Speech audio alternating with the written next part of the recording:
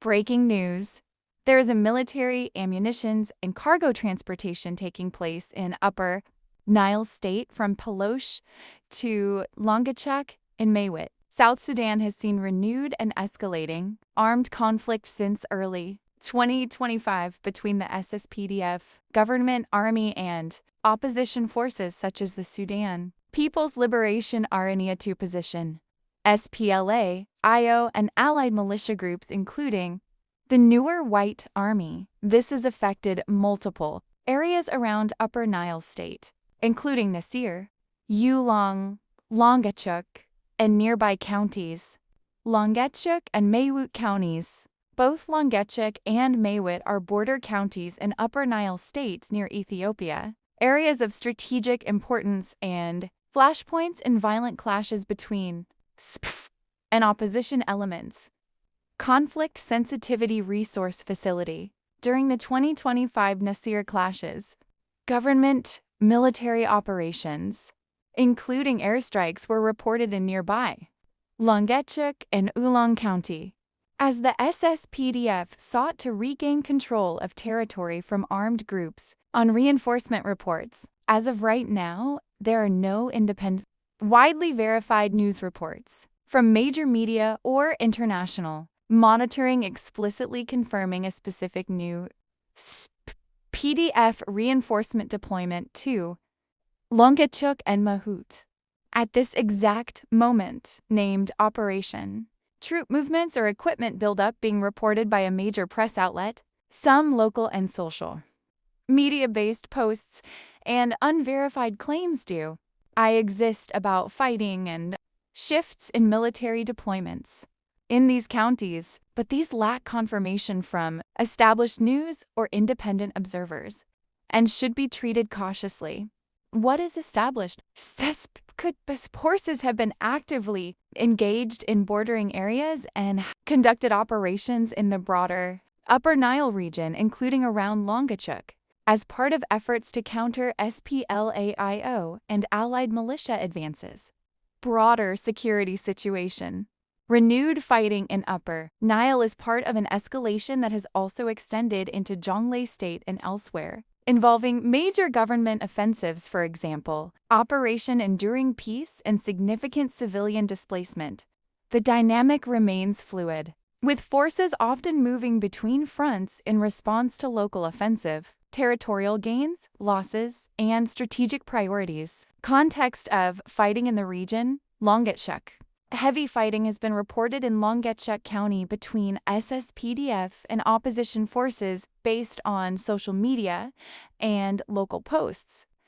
These reports show that clashes have occurred as fighting continues along contested fronts in Upper Nile State, but these sources are not independently verified by major news outlets yet.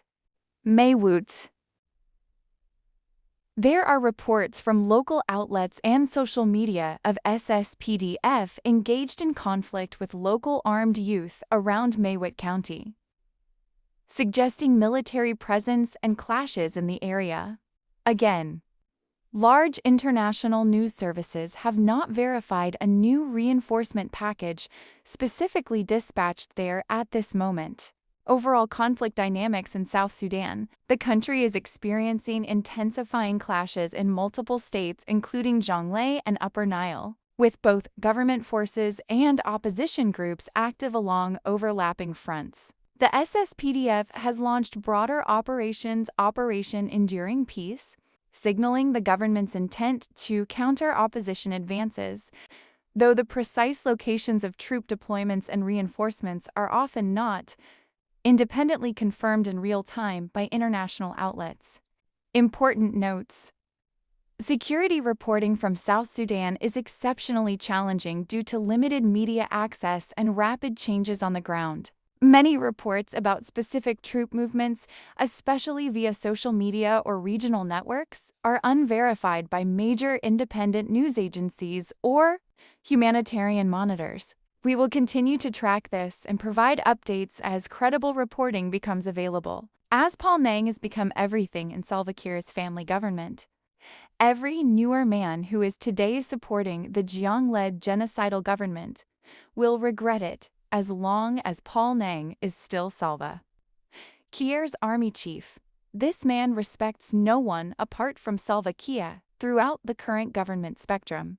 Politically, he's above all the state bureaucracy and openly intimidating all the politicians, from presidential advisors to the Council of Ministers, and from the police to the Supreme Court of South Sudan. Militarily, he's coercing soldiers to the point that a slight objection to his command means a life-threatening security threat.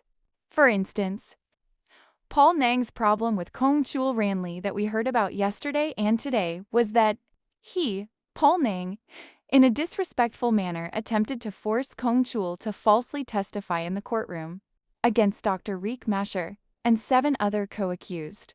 Kong Chul Ranli was reluctant and skeptical about his own knowledge of what unfolded in Nasir. When Kong Chul refuted the order, he regarded it as an unjustified order, citing the nature of its inconsistency on the basis that an order from the army chief to the deputy minister of defense is unconstitutional.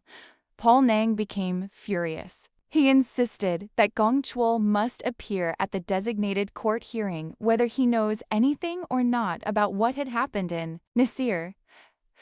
Being everything, as we mentioned earlier, Kong Chul Ranli is in a life-threatening situation in Juba these days because of Paul Nang, who is illegally dealing with him. Legal implication: potential violations of international humanitarian law. Statements urging troops to spare no lives, especially when understood to include civilians, can amount to incitement to commit unlawful killings and violate the core principles of distinction and proportionality. Under IHL, armed forces and commanders are legally bound to distinguish between combatants and civilians, protect non-combatants, including the elderly, children, and the sick, avoid indiscriminate attacks and excessive force. Failure to adhere to these obligations can constitute war crimes under the Rome Statute of the International Criminal Court, ICC, and other legal instruments, particularly if civilians are deliberately targeted. United Nations command responsibility and individual criminal liability. Under well-established principles in international law, military commanders and civilian leaders can be held responsible for crimes committed by forces under their control if they ordered the crimes, failed to prevent them, or failed to punish subordinates later. If troops actually act on such orders and commit atrocities, Oloni and others could face national prosecution under South Sudanese law, international prosecution, ICC jurisdiction, targeted sanctions by the UN or foreign governments for incitement, and human rights abuses as local civil society has already called for. Sudan's Post. 3. Human rights and domestic law violations. Even outside an active war context, domestic law in South Sudan likely criminalizes murder, incitement to violence, and endangering civilian life. Public directives interpreted as advocating indiscriminate violence could provide grounds for legal action. Domestically, though enforcement may be weak in practice, political implications undermining fragile peace process of South Sudan's peace framework, especially the 2018 revitalized agreement, hinges on respect for ceasefire terms and political dialogue. Inflammatory rhetoric from senior commanders deepens mistrust between communities, derails ongoing negotiations, risks provoking cycles of retaliation between ethnic and political groups. UN and regional actors have warned that recent escalation risks a full relapse into warfare, undoing years of peacebuilding. Heightened ethno-political tensions. South Sudan's politics are deeply interlinked with ethnic identities. Commands perceived as targeting particular communities, such as the Nuer or other groups in Jonglei, risk exacerbating ethnic polarization, encouraging recruitment into armed groups, triggering factional violence and reprisals. Opposition groups have already condemned such directives as genocidal incitement, while civil society and religious leaders see them as threats to national unity. International diplomatic consequences. Forceful rhetoric and ensuing violence could prompt the international community to impose targeted sanctions on individuals or factions. Involved reduce military or development assistance, increase international oversight mechanisms. Civil rights groups in South Sudan have already called on the United Nations to sanction commanders seen as peace saboteurs, impact on humanitarian access and civilians. Reports of violence and displacement, now numbering in the hundreds of thousands in areas like Genøcide, show how rhetoric can translate into real-world harm for civilians, including displacement, food insecurity, and disrupted aid operations. As you all see what is happening in South Sudan, long time or some months ago, one of the general of South Sudan its military ship say that it is spared no life when he lead in the army to the war front from Juba to Genøcide.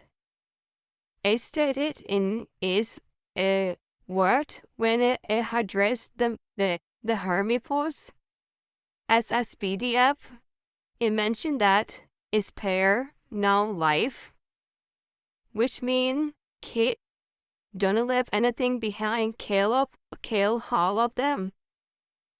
When he addressed the army personnel, it tell them to not leave anything over, or leave nothing behind, kill everything you get that have is great, or that is breathing in that land.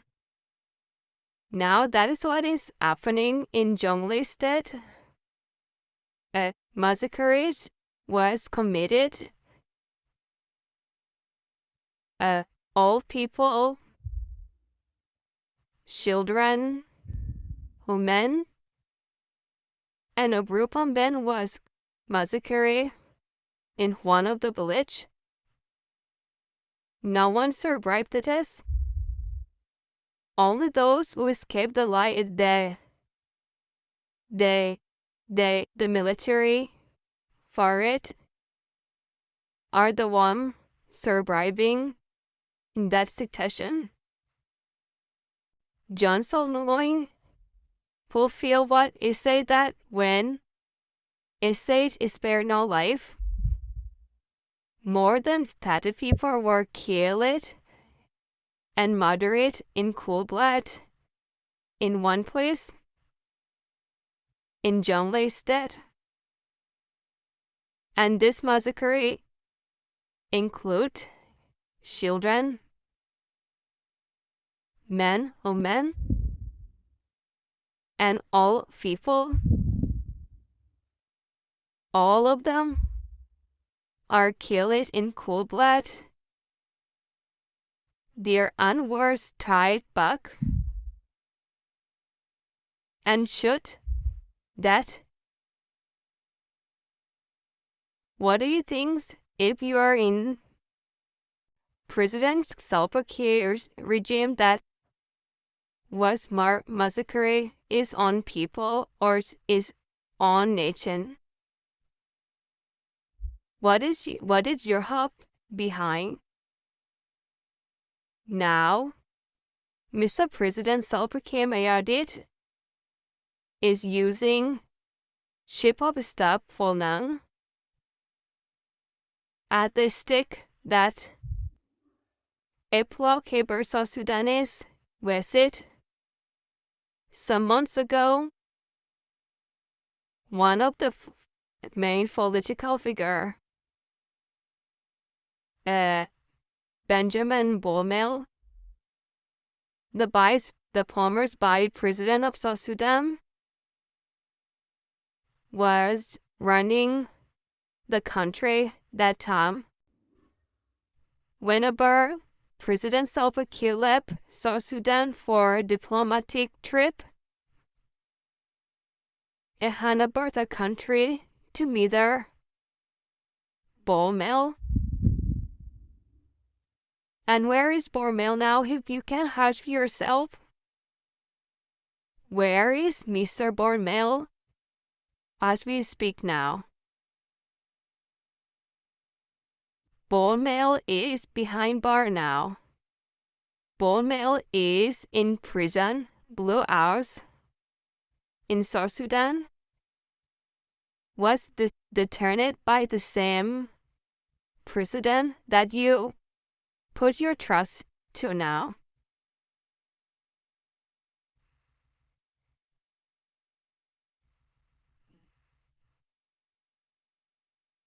President Kiir is a living dead body now. It has no mercy, or it doesn't know what is going on in South Sudan. Everything was run by the close people who is in each circle. There is children like Adut Salvakemayadit and the other close friend who is in each political circle. Now, Mr. Benjamin Bormel is in prison now, in Blue House. The South Sudanese big prison, jail. So for you, those Nor people who are supporting the regime of Salva Kiir Mayardit, especially Ezekiel Olgarkoth, recently come or recently visit Longmichu Kante and mobilized the local community and the local people to join war or fight again or fight for President Salva Kiir Mayardit on that war, like on February 19, more than 60 people were killed. For the move that was motivated by Ezekiel Olgarkoth. Ezekiel Olgarkoth was sent by President Salva Kiir Mayardit from Juba to Longmichuk and called a urgent meeting for Maiwut Commissioner and Longmichuk Commissioner. It gathered them. It supported them with money. The two commissioners mobilized the army to invade the military barrack of SPLM Iho that was based in Udir. But that war alone took more than 60 plus people life.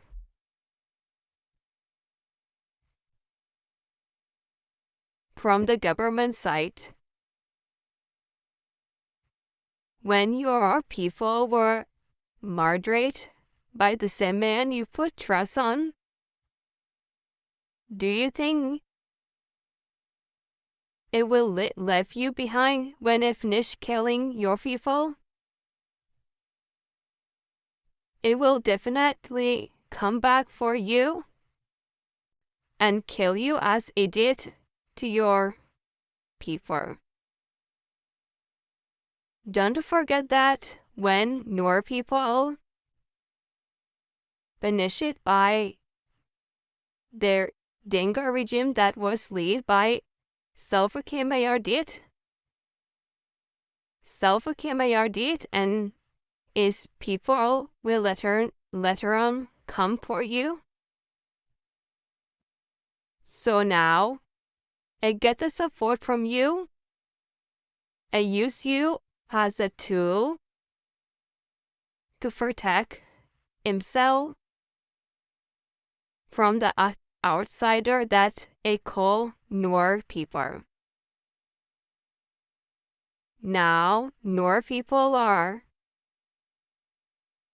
living in turmoil life. They left their home, living in forests where the humanitarian aid were blocked.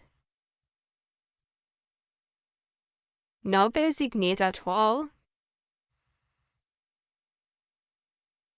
Everything was blocked by the regime that was led by Salva Kiir did.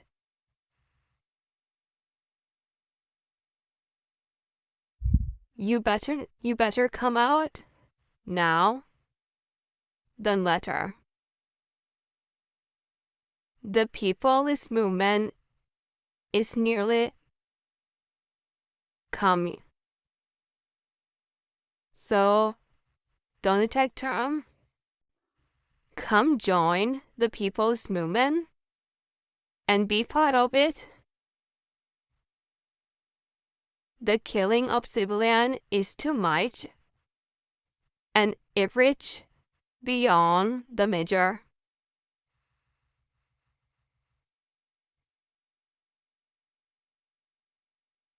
Share this news with your group and your friend. And if you didn't subscribe yet to this YouTube channel, make sure you subscribe and be one among their members so that you can get any news we post on this social platform. Let's see what is going on in South Sudan now, particularly Genøcide and Unity State. Thank you.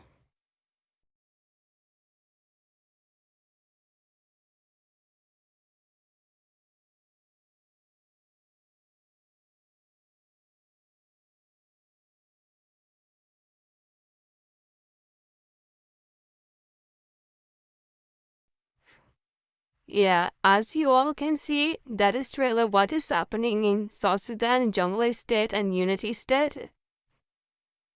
This child you see in the picture was killed by a military that ordered by one of the top generals in South Sudan, Johnson Oloin, when he addressed the military parade and tell them to not leave anything that us breathe behind. When he mentioned spare no life, so that is how it look. This child was killed by the military. His or her mother was also killed, murdered in cold blood by the soldier ordered by General Johnson Oloin.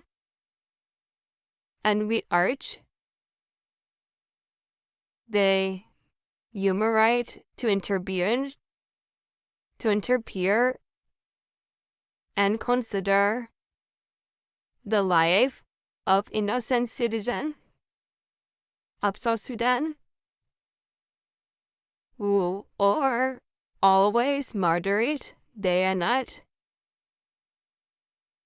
by the group of people who take law into their hands and humiliate the innocent civilians. Immediate action required by the people of Noor societies Will be always bombarded and massacred by the same group of people. That is so sad. And that is the violation of human rights. Thank you so much.